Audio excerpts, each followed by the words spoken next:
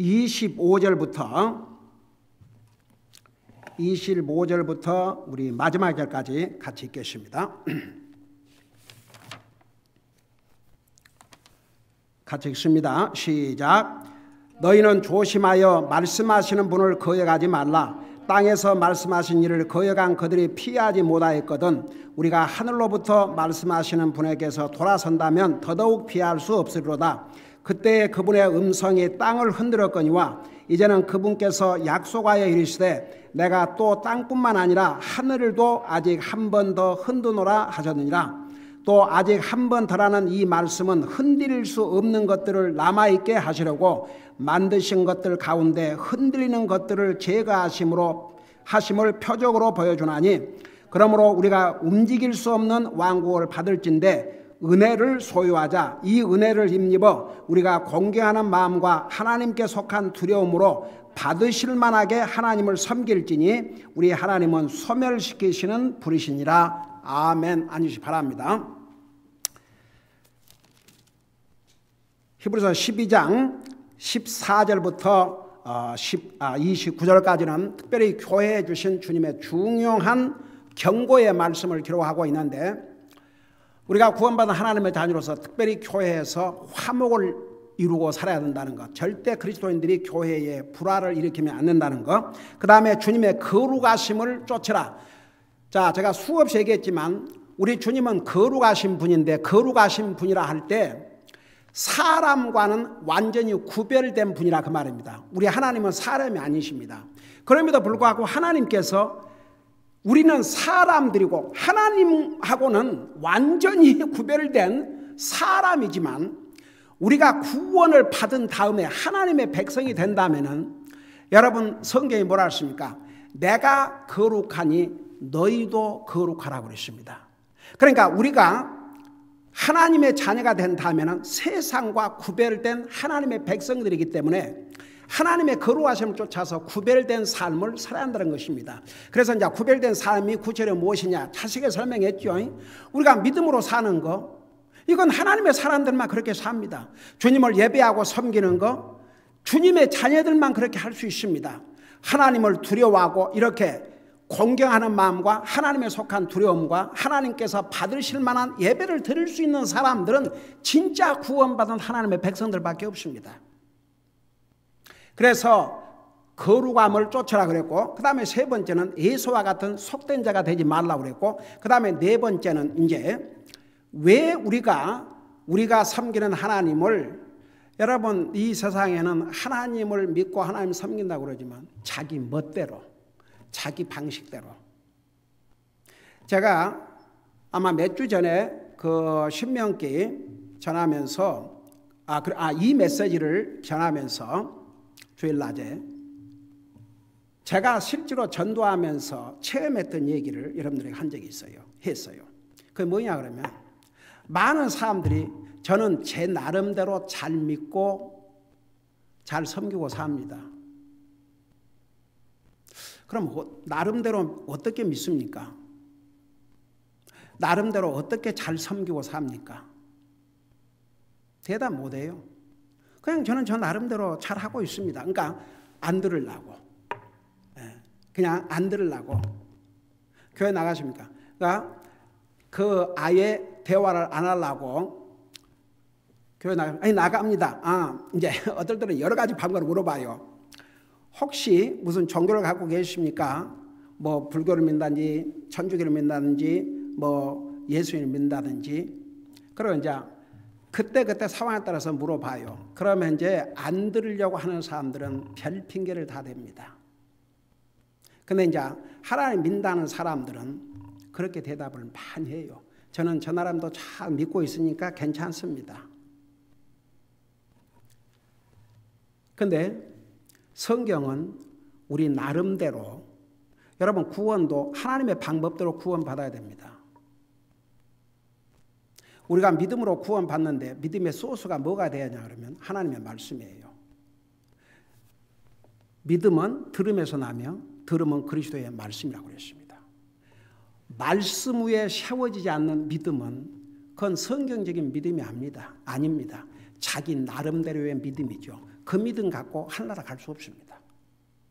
그래서 여러분 성경은 우리가 하나님을 어떻게 섬겨야 될 거, 어떻게 예배 드리고 어떻게 섬겨야 될 거 구약 성경, 신약 성경을 통해서 수없이 배웠습니다. 여러분 구약 시대 때에 희생물을 드리는 것은 오늘날의 예배입니다. 하나님 앞에 잘못을 용서받기 위해서 일시적으로 용서받기 위해서 사람의 죄를 대신해서 짐승이 죽임을 당했지만 그것은 동시에 하나님을 예배하는 행위이기도 했습니다. 희생이 없는 예배가 있을 수 없었습니다. 그러니까 구약 성경에 보세요. 희생 없는 여러분 구약 성경에 하나님 앞에 제단을 쌓는다, 하나님 앞에 희생물을 든다, 그 예배 행위인데 희생물 없는 예배라는 건 없었습니다. 그러니까 신약 성경에 와서도 심지어 우리 예수님께서 나와 여러분의 구속 사부를 해서 생명을 주신 다음에도 우리가 이제는 우리 자신을 죽이고 짐승을 죽여서 하나님을 섬기는 게 아니지만 그 대신 내 몸을 살아있는 희생물로 살아있는 이 산 몸을 가지고 주님을 섬겨야 그것이 하나님이 받으실 만한 섬기라는 것. 로마서 12장 1절에서. 그래서 이제 여기에 이런 하나님이 말씀하고 있는 이 방법, 우리가 하나님을 예배한다 할 때 여러분 제가 수없이 강조하지만 조각이나 동상을 세워놓으면 뭔가 엄숙해요. 그러니까 딴 생각을 할 수 없고 굉장히 엄숙한 자세인데 하나님은 안 보이거든요. 그러니까 자기 멋대로 생각하고 이 생각도 하고 저 생각도 하고 하나님을 예배하러 간 사람들이 우리 교회는 없지만 내가 볼 때 많은 사람들이 딴 데 관심 있고 하나님을 참으로 예배하고 하나님의 말씀을 통해서 자기를 변화시키고 하나님의 말씀을 통해서 자기의 믿음을 강하게 세우고 그래서 여러분 성경은 우리가 하나님을 섬기되 이렇게 하나님을 공경하는 마음, 하나님에 속한 두려움, 하나님이 받으실 만하게 그렇게 하나님을 섬겨도 섬기라는 거죠. 그래서 왜 우리에게 이렇게 말씀하시냐? 그 첫째는 하나님은 두려우신 하나님이에요. 그것을 말씀하고 있다는 거 우리 자세가 배웠죠. 우리 18절에서부터 21절까지 모세도 그 광경을 보고 심히 두렵고 떨린다고 그랬습니다. 그래서 여러분 우리가 왜 하나님을 이렇게 공경하는 마음, 두려운 마음, 하나님 받으실 만하게 예배를 드려야 되냐 그러면 우리 하나님은 사람이 아닙니다. 사람이 적당하게 아주 무성의하게 그냥 형식적으로 그런 예배 주님이 안 받으십니다. 구약시대 때도 그렇고 신약시대 때도 그렇고 여러분 구약시대 때 뭐라고 그러십니까? 그 이사야 1장에서 아예 내가 지쳤다 그랬어요. 그런 희생물을 하면 드리지도 말라고 그러십니다. 그러니까 보세요. 우리 하나님은 두려우신 하나님이십니다. 살아계신 하나님이십니다. 우리의 생각과 우리의 생각 깊숙이 다 보고 계십니다. 이 하나님을 예배하는 사람이 어떻게 하나님을 헛되이 경배할 수 있습니까? 그래서 요한복음 4장에서도 하나님을 예배한 자는 진리 안에서 영 안에서 하나님은 영이세요. 안 보여요. 그러니까 그냥 마치 하나님이 안 계신 것처럼 제멋대로 생각하고 자기 편리한 대로 하나님을 예배한다고 그렇게 하고 그러니까 보세요. 하나님 말씀 듣든 안 듣든 뭐 그냥 전하는 자도 그냥 적당하게 방금 우리 오마녀 목사님이 잠깐 나하고 얘기하면서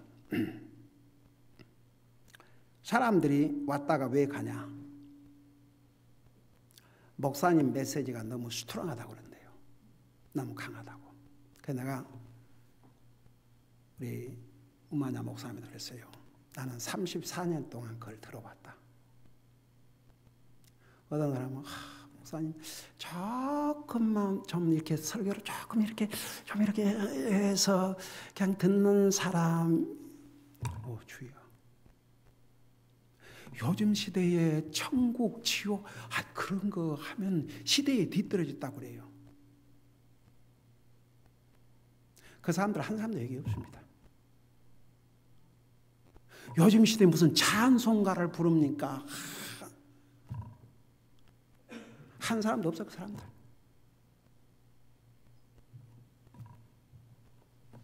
다 하나님께서 걸러서 정말 참.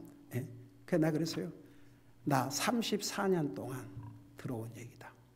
계속 하나님 앞에서 페이스풀하게 강하게 말씀을 전해라. 들을 자는 듣고 남을 것이고 안 들을 자는 부드럽게 한다고 남을 것 같으냐? 아니다. 또 다른 핑계를 대고. 여러분, 에레미야, 주여, 이스라엘의 멸망을 알리니까, 유다의 멸망을 알리니까 어떻겠어요? 거짓말라도 좋으니까 좀 부드럽게 강한 메시지를 듣기를 원치 않아요. 그게 죄의 속성을 가진 인간들의 모습. 말은 하나님이라고 그러지만, 여러분, 이사야 53장 55장에 내 목소리를 나팔같이 like a trumpet, 내 목소리를 나팔과 같이 전하라. 옛날에 그런 얘기 있었어요. 칼버트 목사님 여기 오셔갖고 이제 여러 번 오셨지 않습니까?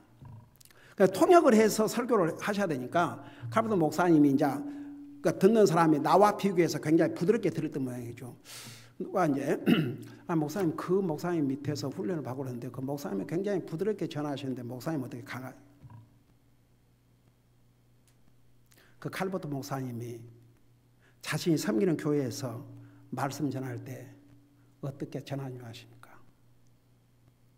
목소리를 아끼지 않고 있는 힘을 다해서 전합니다. 내가 어떤 한국 사람을 그 교회에 전도를 해왔어요. 영어도 하고 그런 사람이어서. 근데 예배 끝나고 가면서 뭐라고 하십니까? 딱 이 한마디. 왜 저렇게 목사님이 고함을 치고 다니냐고. 그러니까 말씀을 들을 기가 없는 사람은 고함으로 들리고 하나님의 말씀을 받을 준비가 돼 있는 사람은 그 말씀, 강한 메시지가 됐든 부드러운 메시지가 됐든 하나님의 말씀을 받아들이게 돼 있어요. 그 차이입니다. 그러니까 보세요. 우리 하나님은 우리가 그냥 제멋대로 내 나름대로 이 생각도 하고 저 생각도 하고 그냥 어텐션 하지 못하고 눈이 이리 갔다 저리 갔다 시계 봤다. 이게 하나님을 예배하는 자세입니까? 얼른 끝나기를 바라는 거 있죠. 그냥 한 5분 10분 설교하고 그러면 우리 목사님 참 은혜스럽다 그러겠죠. 기가 막혀서. 그래서 보세요. 우리가 왜 제가 하나님을 예배하는 것만큼은 우리가 정신을 차리고 예배를 해야 된다고 수없이 얘기한 이유는 우리 하나님께 지금 우리 예배를 보고 계셔요. 우리가 어떤 자세로 하나님을 예배하고 어떤 자세로 하나님의 말씀을 듣고 어떤 자세로 하나님 앞에 결심하고 또 반성하고 하는지를 하나님께 보고 계셔야 한번 생각해 봐요. 주님이 여기 서가지고 여러분을 보고 계신다고 생각해 봐요. 여러분 어떤 자세로 예배를 또 그런 자세에 주님이 마치 여기 서서 나를 보고 계신 것처럼 그런 자세로 주님 앞에 예배 드리면 어디다가 정신을 다른 데 팔 수가 있겠습니까? 그래서 여기에 왜 하나님을 이렇게 공경하는 마음과 두려움과 받을만하게 섬기라냐면 첫째는 하나님은 두려우신 하나님이요. 두 번째는 이제 그동안 배웠죠. 우리는 하나님의 백성들이기 때문에. 그리고 이제 세 번째는 우리가 읽었던 지금 25절, 이거 25절 지난주에 한 거 같네. 그래서 지난주에 했어요. 너희는 조심하여 말씀하시는 분을 거역하지 말라. 그러니까 우리는 하나님의 자녀들로서 하나님의 말씀을 거역하면 안 돼요. 여러분 어떤 것이 하나님 앞에 바른 예배 자세인 줄 아십니까? 조금 전에 우리 형제님이 기도하시면서 무슨 말씀을 주시든지 우리가 받고 그 말씀에 순종. 그러니까 하나님께서 어떤 말씀을 주시든지 그 말씀을 내가 받아들이고 순종하겠다는 그 자세, 그게 진짜 말씀을 듣는 자세입니다. 그 말씀을 통해서 자기의 잘못을 깨닫게 해주면 뉘우치고 반성하고, 자기의 연약함을 지적해 주면 하나님 말씀에 자기를 강하게 빌드업하고, 그렇게 해서 정말 하나님께서 주신 말씀을 내가 믿음으로 받아들이고 그 말씀 위에 내 믿음을 빌드업해야, 이게 하나님 말씀을 듣는 바른 자세입니다. 그래서 보세요. 너희는 조심하여 말씀하신 일을 거역하지 말라. 땅에서 말씀하신 일을 거역한 그들이 피하지 못하였거든 우리가 하늘로부터 말씀하신 분에게 돌아선다면 더더욱 피할 수 없으리로다. 이거 지난주에 내가 설명한 것 같아요.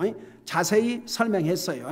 여기에 땅에서 말씀하신 분, 그랬더니 우리 그 출애굽기 19장에 나와 있지 않습니까? 하나님께서 시내산에 임재하셔서 말씀하실 때, 그러니까 근데 하늘에서 우리 예수님은 우리 구속 사업을 마치시고 하늘나라 가셔서 그의 제자들을 통해서 성령의 감동으로 신약 성경을 기록하셨고, 지금도 이 기록된 말씀을 통해서 우리에게 말씀하고 계셔요. 여러분, 이제 사람의 관점에서 저는 기록된 말씀을 여러분들이 알기 쉽게 전하지만 지금 누가 말씀하고 있는 줄 아세요? 저는 도구일 뿐입니다. 인스트루먼트. 저를 통해서 주님이 여러분에게 말씀하고 계신 것입니다. 여러분, 참 놀라운 사실은요, 하나님께서 천사를 통해서 복음을 전하지 않으셨습니다. 하나님의 그 메시지를 전해주는 역할을 했지만, 가령 소돔 고모라가 멸망할 것이 이런 메시지를 했지만, 우리 인생의 구원의 복음을 전하는 것은 하나님께 사람을 도구로 사용했습니다. 여러분, 고넬료가 하나님 앞에 그렇게 기도와 구제에 힘쓰니까 하나님께서 그 기도를 들으시고 하나님이 누구를 보냈어요? 천사를 보냈습니다. 그럼 그 천사가 너가 그것만 한다고 해서 구원받은 게 아니고 예수님을 믿어야 구원받는다, 그렇게 천사를 통해서 전해도 되지 않습니까? 그런데 그런 방법 안 쓰였어요. 한사코 저 멀리 가 있는 베드로를 부르라고 그랬습니다. 그게 천사 같은 메시지예요. 베드로를 초청하라. 그러면 베드로가 너희들에게 필요한 말씀을 주실 것이다. 그래 베드로가 와서 이제 그때 예수님을 전했죠. 그러니까 하나님께서 하나님의 사람을 도구로 사용하지만, 그러니까 지금 이 시간에 이 김 목사라는 사람을 통해서 기록된 말씀을 여러분들이 알기 쉽게 전하지만, 하나님께서 저를 도구로 사용해서 지금도 말씀하고 계셔요. 이 말씀에 거역하지 말라 이겁니다. 정말 구원받은 하나님의 자녀라면 땅에서 말씀하신 분을 불순종하고도 그 대가를 치렀지 않습니까? 하물며 하늘에서 말씀하시는 이 분의 말씀을 거역하면 어떻게 피할 수 있으리요? 여러분, 구약 율법 아래서 그 말씀에 불순종하고도 멸망했지만, 지금은 예수 그리스도를 통해서 구원받는 길을 알려주셨음에도 불구하고 그 사람들이 구원받지 않는다고 생각해봐요.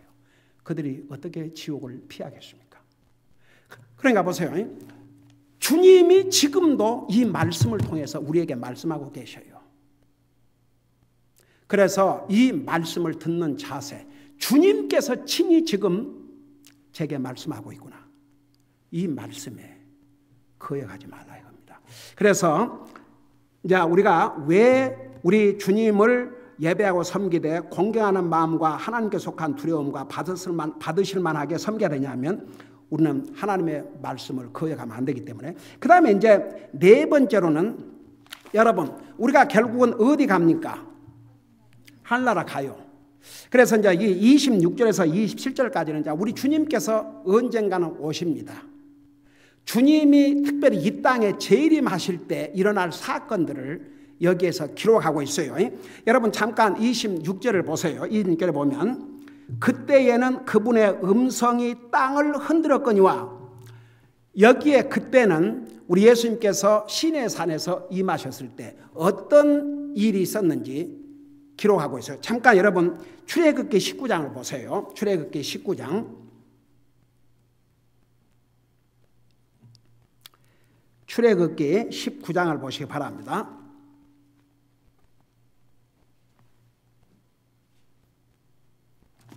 출애굽기 19장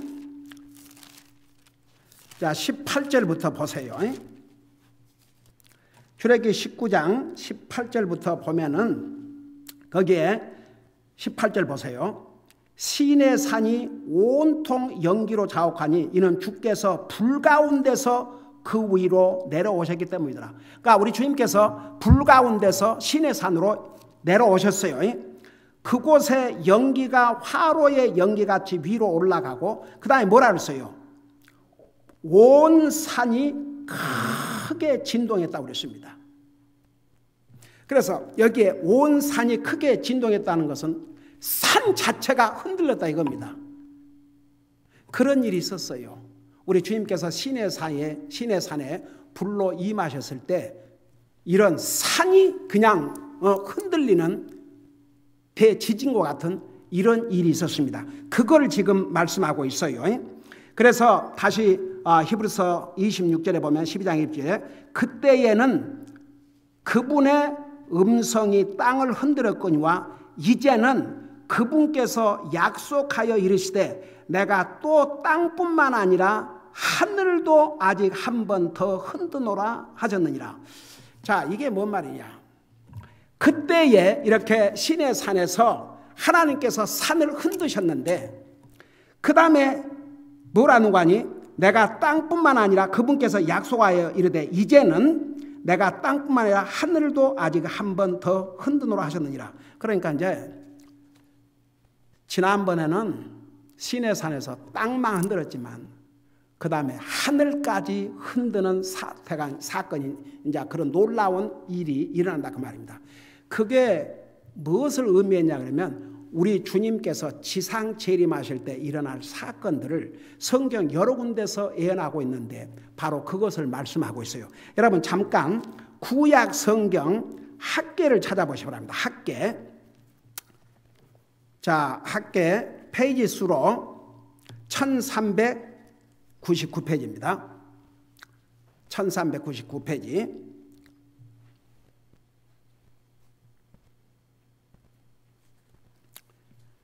거기 2장 6절에 보면 1399페이지 2장 6절에 뭐라 하십니까? 만군의 주가 이같이 말하노라. 조금 있으면 내가 아직 한 번 더 하늘들과 땅과 바다와 육지를 흔들리라. 자, 이게 언제 일어나냐 그러면 주님 지상 재림할 때입니다. 그래서 여기서도 예언을 했어요. 지금 히브리서 방금 12장에서는 구약 성경에 예언되어 있는 많은 곳들을 이제 요약해서 인용을 했는데 여기에 보니까 조금 있으면, 그러니까 우리 주님께서 지상 재림하면, 여러분 그 조금이라고 그러니까 여러분 성경에 우리 주님에게는 우리 사람은 시간과 공간의 제한을 받지만 우리 하나님은 시간과 공간의 제한을 받지 않으신데 주님에게는 하루가 먹고 같다고 그랬어요? 1000년. 그 다음에 주님에게는 1000년이 먹고 같다고 그랬어요? 하루. 그러다 따지면 우리 주님이 하나를 가진 지 거의 2000년 됐는데 이틀 지났네, 이틀.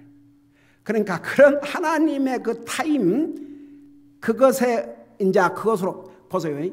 영원하신 하나님에게는 만년이라도 짧은 거예요. 한번 생각해봐요. 끝없는 영원한 하나님에게, 우리 사람에게는 보세요. 우리 사람은 이 땅에 사는 기간이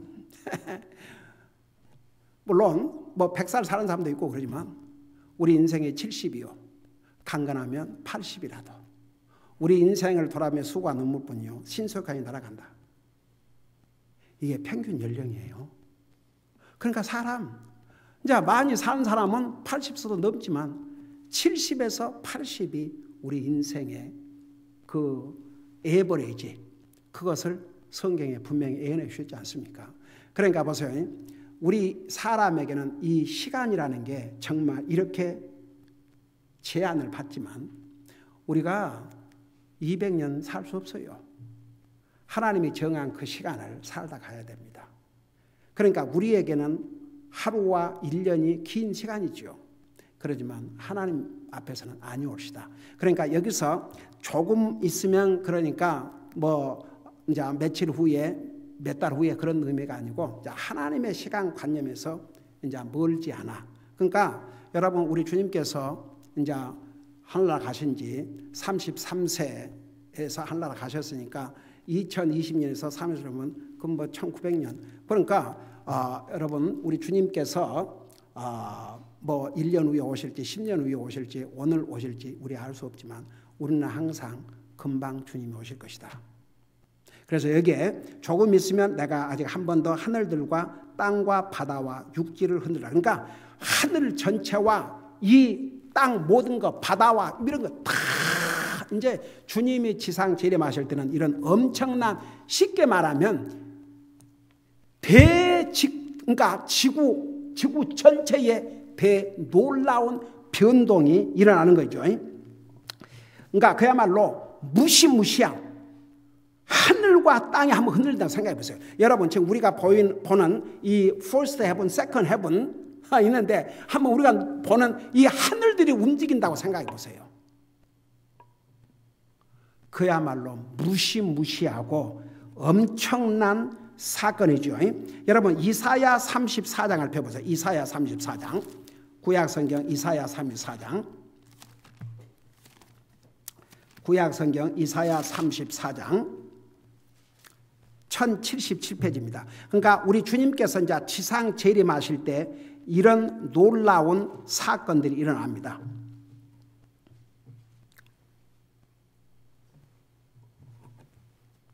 여러분 그 34장 4절을 보세요.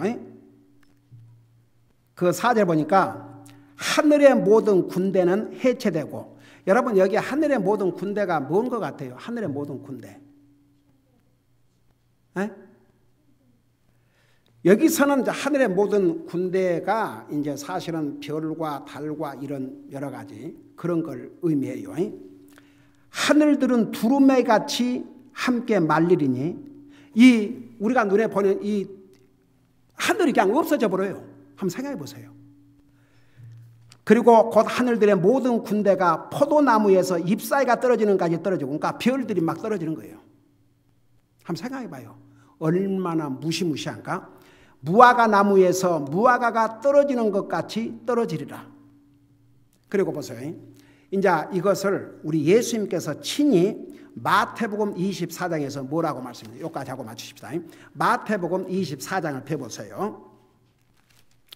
마태복음 24장. 마태복음 24장 27절부터 보시 바랍니다.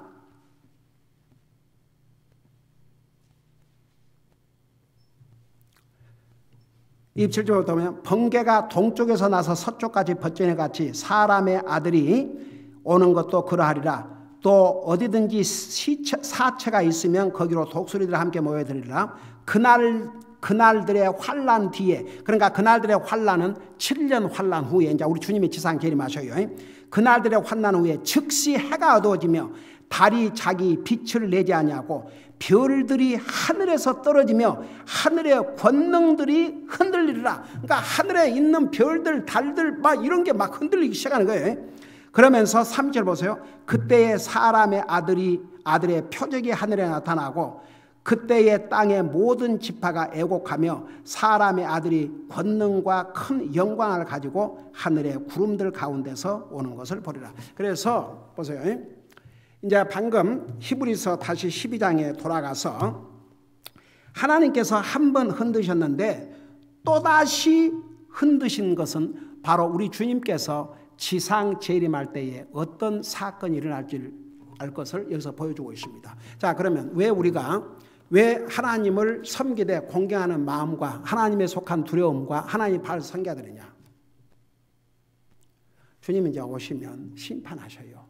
믿는 자도 심판하시고 안 믿는 자도 심판하시고, 우리가 이제 주님을 만나게 되고 주님과 함께 이 땅에 다시 오게 됩니다.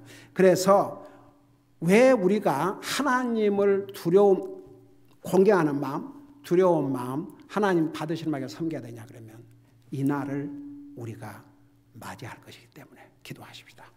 사랑의 아버지 하나님, 세상에는 하나님 믿는다고 하지만 하나님 말씀대로, 하나님의 방법대로, 하나님이 원하신 대로 하나님을 섬기는 것이 아니고 각자 자기 생각대로, 자기 마음대로, 자기 기분대로, 자기 형편대로, 자기 멋대로, 그러면서도 자기는 하나님을 잘 섬기고 있다고 생각하고 사는 사람들이 얼마나 많으십니까?